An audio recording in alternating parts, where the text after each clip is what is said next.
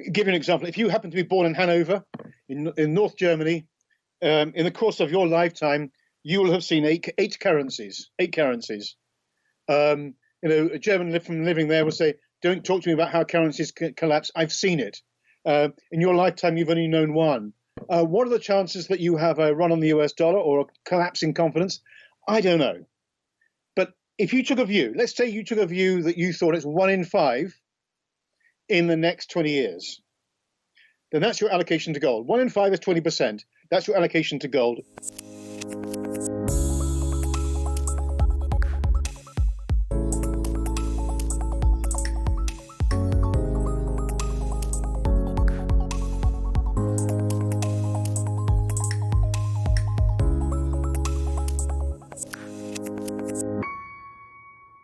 Hey everyone, this is Elijah K. Johnson with the Miles Franklin Market Update. With us today is a very special guest.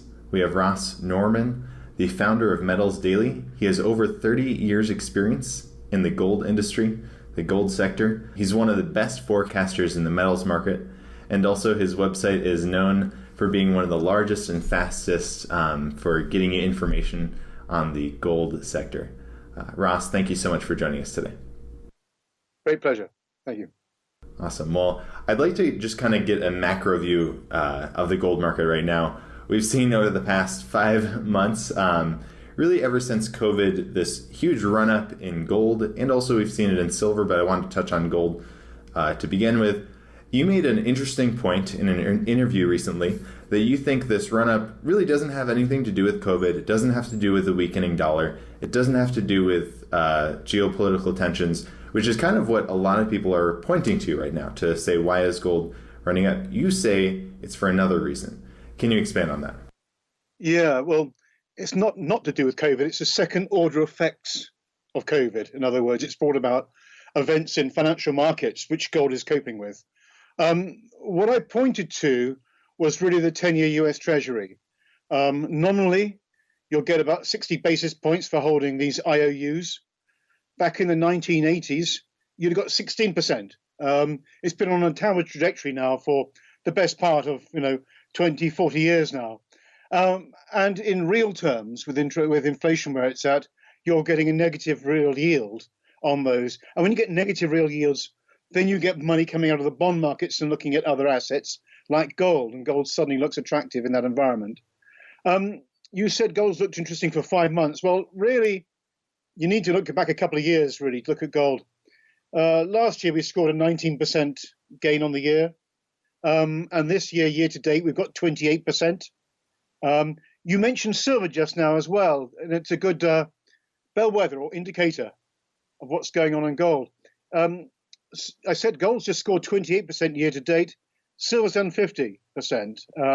And it does that. It tends to surprise and outplay gold.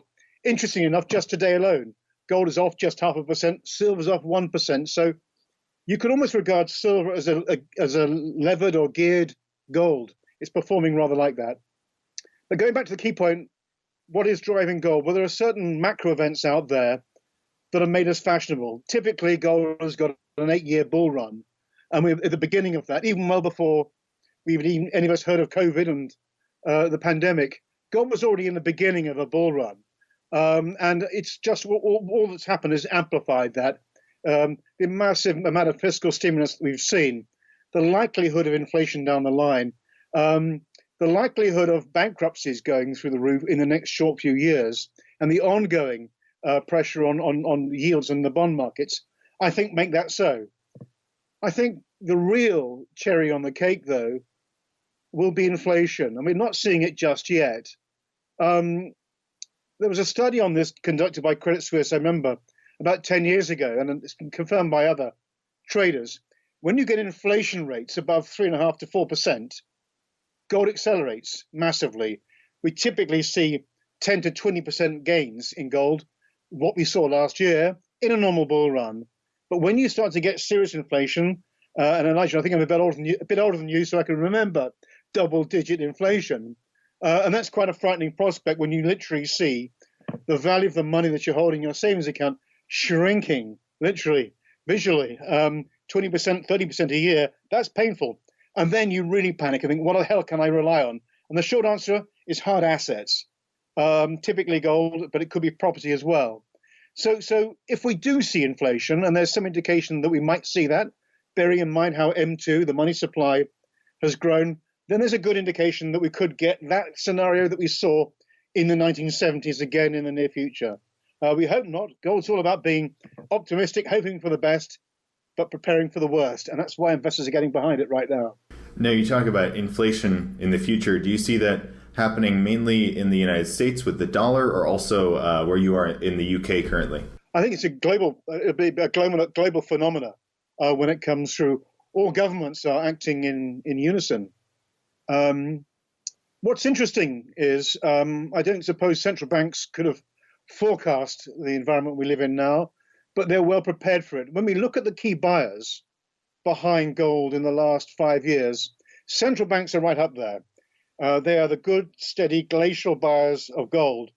So to some extent, I think they've already anticipated the world that we lived in, not the pandemic, but the environment that we live in, the macro environment that we live in. They've been acquiring gold at the best rate for 70 years. Adding to that, you've had institutional buyers buying the gold ETF. Again, the pension funds, slow, steady buyers of gold accumulating, and again, off the scale.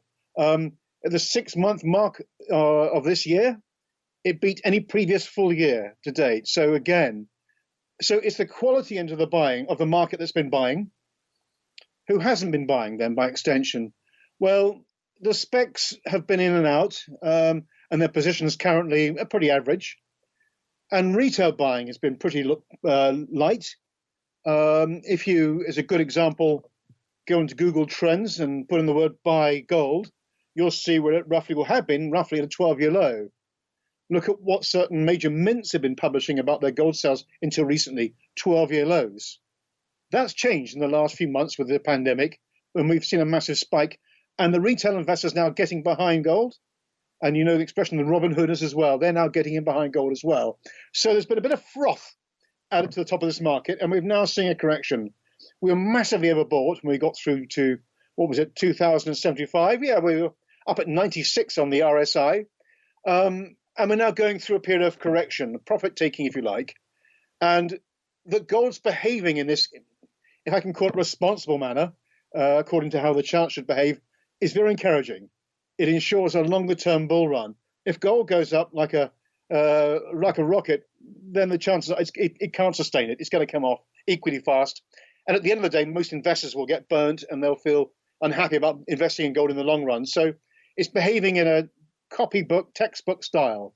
So this period of correction we're going through at the moment is constructive for a longer bull run. Now, you talked about different investors jumping into the gold market and how currently we're kind of going through a healthy correction and possibly we'll see a continued bull run.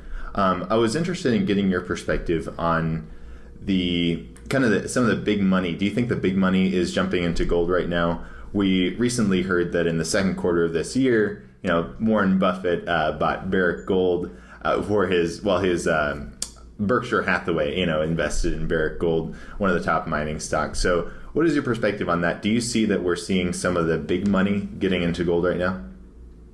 Well, Warren Buffett, there was a certain degree of pleasure in seeing him reversing his position. Okay, he didn't buy gold, he bought Barrick shares. But nevertheless, investing in the gold sector for gold bulls was a real, moment, a real big win. Because he's been the arch enemy of gold as a non-yielding asset. But perhaps in the current environment, he recognizes it. But the list is endless of Tudor Jones, Ray Dalio, you name it, any major Einhorn of Greenlight Capital. The list is almost endless of major hedge funds who are behind gold now. So I suppose the worrying thing is that, and if you're a contrarian, when everyone's bullish, it's more of a concern. What you want is people out there who are not, too gung-ho. Let's visit that now. Let's think why we don't like gold. It's easy to say why we do like gold. We don't like gold because the equity markets today hit a record high. And we saw in March when they correct lower, and there's no question that Wall Street and Main Street are not speaking the same language. The party is going full bore on Wall Street. Main Street is struggling big time. And there's some sense that the industrial sector is disconnected from the real economy.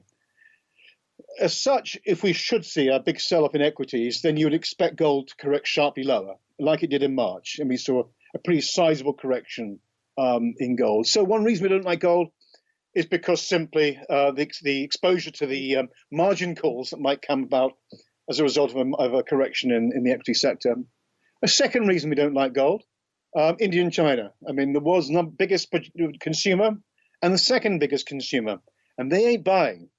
In fact, gold is trading at a massive discount, record discounts in those regions. So the market's being sustained by the West. Institutional investors, not retail investors so much, those markets are particularly price sensitive. And if you want to know how far gold can go, look out for those discounts, those local discounts in Shanghai, in India as well. It gives you an idea when they get used to the idea of a higher price. When gold goes high and it plateaus, eventually they come in behind it. And if they're coming behind it and the discounts fall away, you know that they're becoming good buyers. The market's got support behind it. They're not there yet, but it's slightly improving from where it's been. But the fact that the number one consumer, number two consumer are not involved is a concern. What other concerns do we have about gold? Possibly a dollar rally. Now, ordinarily, you look for the US dollar as a good measure of where gold's going to go. That's where it's normally looking, not at bonds, yields, not at geopolitical tension, because it drives the dollar is normally the go-to. And the dollar's been on a downward correction, and it was interesting when we had a slight correction in the dollar index. It moved up. We saw a massive sell-off in gold recently, and it spooked the market a little bit. So there's a chance of a dollar correction, and that could play into US election stories. I would imagine if Trump popularity increases, you would see a rally in the dollar, and by extension, you could see gold a bit softer. Something of that order could play out over the next few weeks, in all likelihood. But broadly speaking, we like gold. Definitely. And kind of moving to silver now, you talked about how silver is actually kind of reinforces the view on gold. Can you share a bit more about that?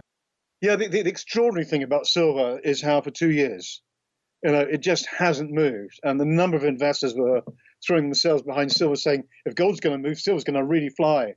And it hasn't moved, and it hasn't moved. And we saw the gold-silver ratio going up to a 4,000-year high, 126, telling you either the gold's overbought or silver's underbought. It's an extraordinary position, 126 to 1. Now, just to put that into perspective, the relative ratio of gold to silver in the ground is 14 to 1. So if you ask Mother Nature to give you a market, 14 to 1 is the ratio. Actually, for most of last century, it's closer to 45 to 1. In the last 20, 30 years, it's more like the current level of 72 to 1. And that's probably because gold's got other aspects to it as a monetary asset and silver's industrial asset. Moving on from that, silver was clearly massively underbought. I think if you want to understand why silver came in late and why we've seen this 50% gain in silver, remember this year it's touched close to $12 an ounce. It's been up to nearly $30 an ounce. That's quite a range. I think if you look at the ETF buying during the course of this year, off the scale, in the first quarter of this year, it was primarily European institutions that were buying the gold ETF, not US. Typically it's US, but it was mainly European institutions, pension funds in the main. In the second quarter, it was US, North American institutions buying the ETF and silver with it. Why? I believe that silver is more of a North American phenomena and not a European thing. We don't quite get silver like you guys do. It's not native to us. As I mentioned before, if you buy a silver bar in this country and across anywhere in Europe, you've got to pay 20% tax on top of the price plus the premium. You could be paying 25 to 30% premium for a silver bar. Whereas in your country, there's no tax on silver. So as a physical level, we don't really know it and understand it. And the same goes for platinum and palladium and the other white metals. So we don't quite get them as you do. And so when the Americans came in behind gold, they became in behind silver. So I got a dog under my feet there. um, came in behind silver as well. So this is why I think we saw silver joining the party lately, and then it behaved true to form. It outperforms gold and does crazy things. So if you want to know gold, watch silver. If you want to know when gold's going to correct lower, look at silver.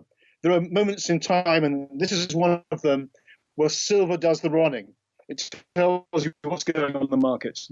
Definitely. And you talked about how really silver kind of outperforms gold a lot, and the extended gold silver ratio we saw, pretty much never before in human history, we saw 125 to 1 for the gold silver ratio. So, and now it's been correcting, to 72 to 1.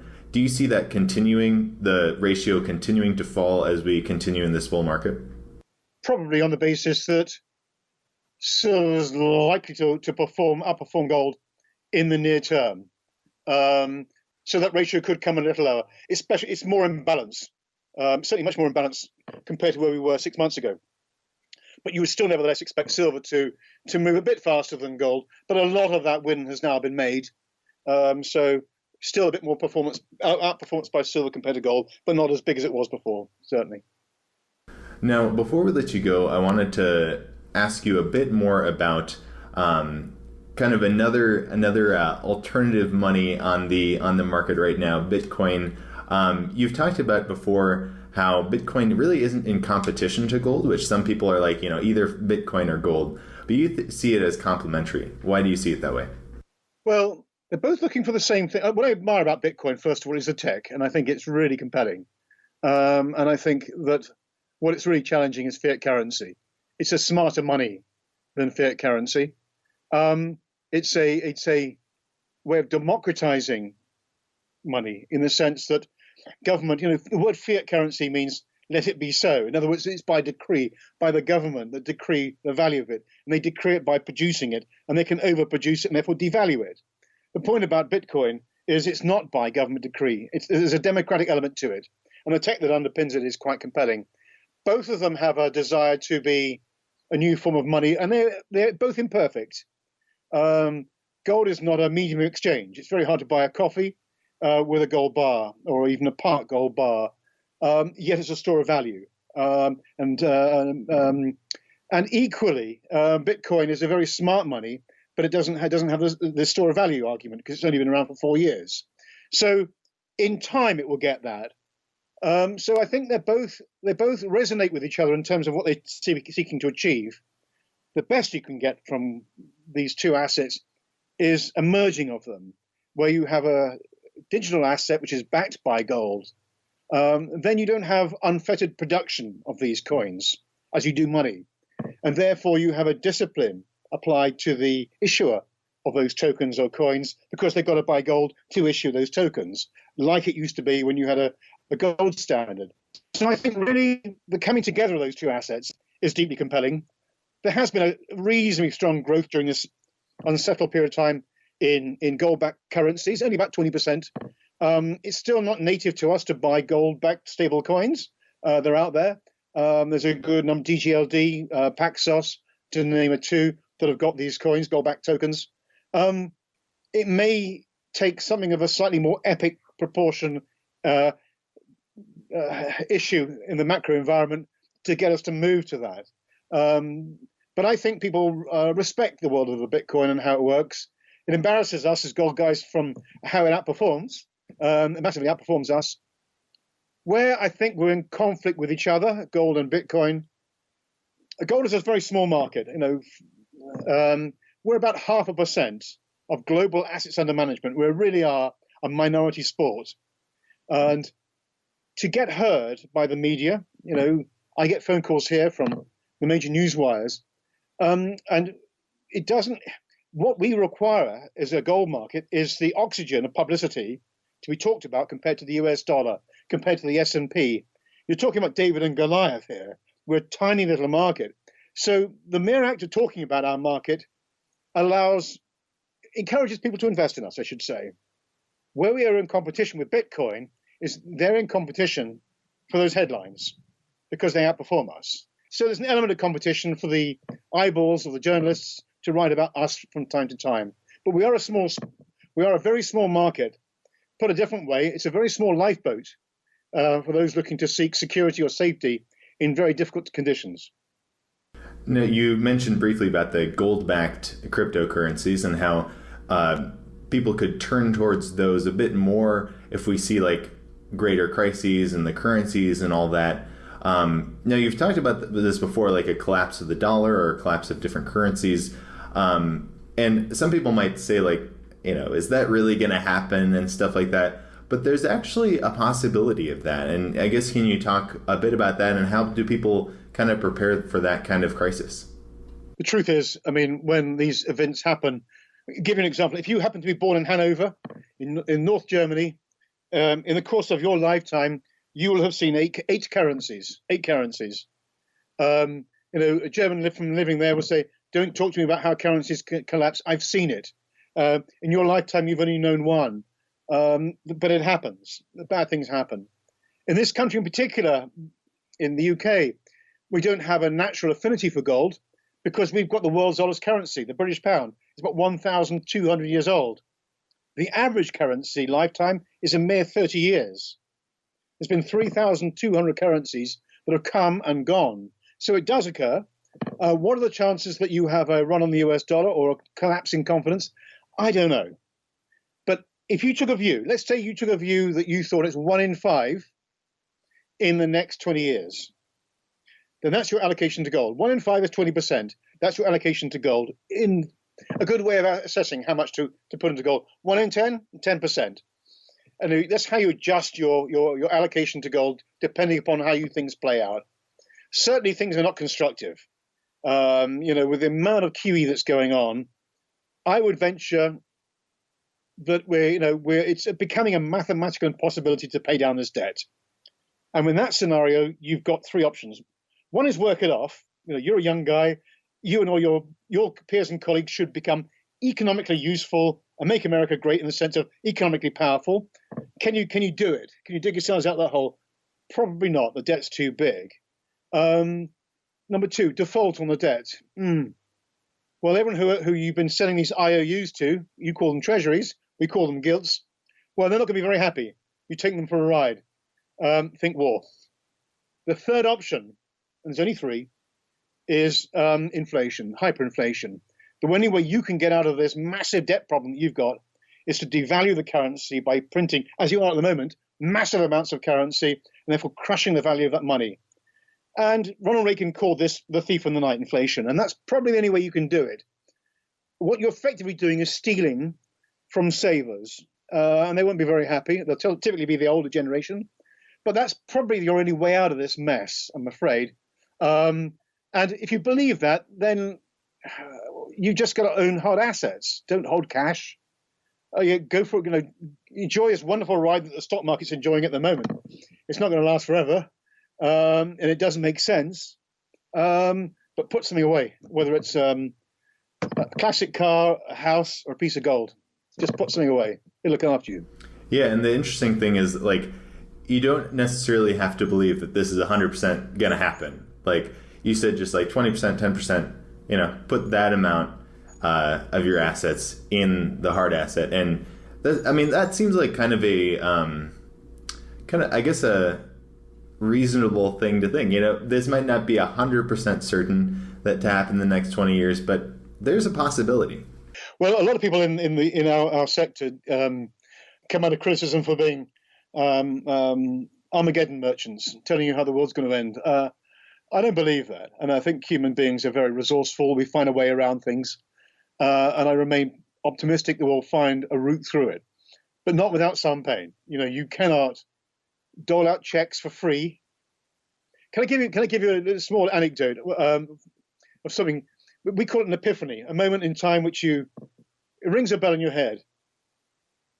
I found myself on a platform at a conference in Shanghai, and there was a young Chinese economist speaking. I was next on the platform, and I was thinking about what I was going to say. And I found myself listening to this young guy. And he was talking to this 2/3 Chinese audience who'd come across China and 1/3 Western audience about the world.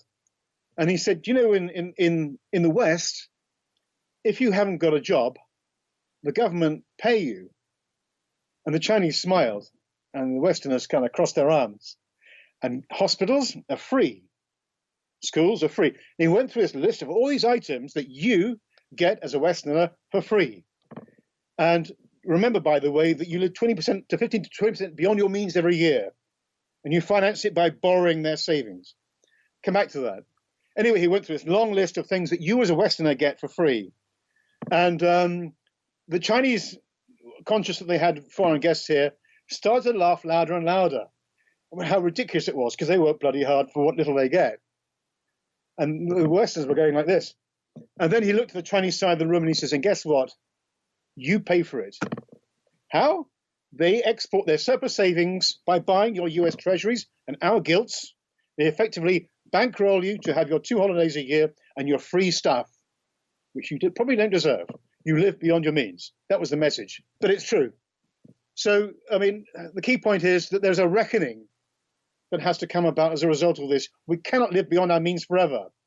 Asia will not would export their surplus savings to us forever to allow you to live this wonderful, comfortable lifestyle. You may think you're not rich already. Well, you are compared to them, and you live beyond your means. And globalization has made that possible too. I've gone beyond my brief here. I've gone completely off piste. But I do believe that the Western population haven't been given this message clearly enough because politicians don't want to. You know, you've got Democrats and Republicans both vying for your love, bidding to give you things, frankly, you can't afford, they can't afford, that you don't deserve. But you'll go with whoever offers you the best options. The reality is they're going to outbid each other and just print more money to give it to you. The net consequence over 1 or 2 generations is that you impoverish the country by printing too much money to give you stuff that you can't afford. Eventually, there's something called a reckoning or the bill. Someone's got to pay it. That's my concern. That's my concern. Someday, someone's got to pay a reckoning at some point in time, which is why you come back to hard assets. Well, Ross Nordman, thank you so much for joining us today. Before we let you go, did you want to share with the viewers where they can find you and, if they any last thoughts you had and where they can find you online if they'd like to? You'll find me at metalsdaily.com, a precious metals website. If you would like to receive our weekly note I send out every now and then, email me at info@metalsdaily.com, and I'll send you out every now and then some thoughts about gold as we see it. And sorry if I sound like I'm lecturing you. I sound like a school teacher. Sorry, Elijah. It's all good. No. I need to learn more as well, right? We all need to learn. So thank you so much for joining us today, Ross. You keep well.